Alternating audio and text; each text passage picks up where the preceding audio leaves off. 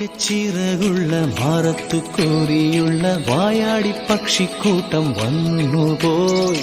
കാടൊന്നു കാണാനായി കൂടൊന്നു കൂട്ടാനായി ആകാശപ്പുഴ നീന്തി കുതിച്ചുപോയി.